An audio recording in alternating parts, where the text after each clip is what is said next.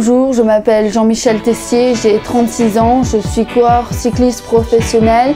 J'ai gagné 2 championnats de France à l'américaine et au point durant 2 années consécutives. Aujourd'hui, j'avoue avoir consommé des amphétamines dans le but d'accroître mes performances physiques et sportives lors de plusieurs championnats de France. En effet, les amphétamines ont plusieurs effets recherchés. Tout d'abord, la diminution de la fatigue et de la faim et l'augmentation de l'endurance et de la confiance en soi. Il est vrai que vu sous cet angle, ce produit peut être tentant. En effet, ce produit peut être consommé de plusieurs manières, en l'injectant, le fumant, le sniffant et aussi sous forme de pilule. Cependant, la réalité est autre. Tout d'abord, d'un point de vue légal, ce produit est interdit et illégal durant les compétitions sportives. Il m'a suspendu 2 mois après avoir dépisté ma consommation d'amphétamines et plus tard, on m'a licencié de l'équipe. Aujourd'hui, j'ai tout perdu à cause des amphétamines. D'autre part, les risques que j'ai pris pour ma santé sont considérables. Les premières fois, j'avais des sensations de malaise, des palpitations, la transpiration et des maux de tête. Mais je n'en avais jamais assez. L'amphétamine est bien une drogue et une fois que l'on commence, il est impossible de s'arrêter.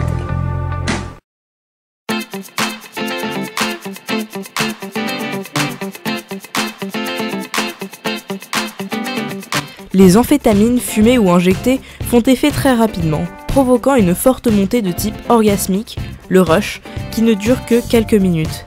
Sniffée, elle fait effet au bout de quelques minutes. La montée est rapide et la durée des effets comprise entre 3 et 8 heures. Quand elle est ingérée, l'amphétamine produit ses premiers effets de 15 à 30 minutes après la prise. La montée est lente et progressive et l'expérience dure de 4 à 6 heures.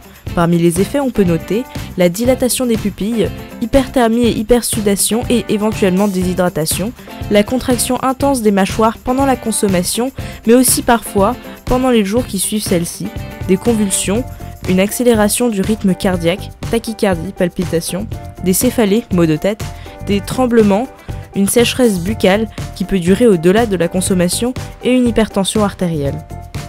Les amphétamines libèrent une molécule qui transmet des messages chimiques d'un neurone jusqu'au synapse, une zone qui relie les cellules nerveuses et qui stimulée conduit à l'excitation du neurone concerné.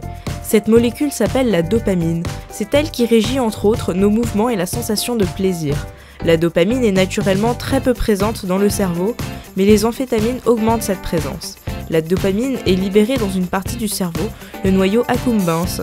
Celui-ci est lié au circuit de la récompense, système qui livre une sensation de plaisir dès que la survie du corps est assurée, par exemple manger ou dormir.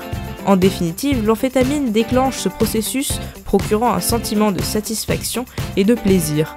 En fait, le cerveau associe la drogue à un besoin vital et la baisse du taux de dopamine rend dépressif.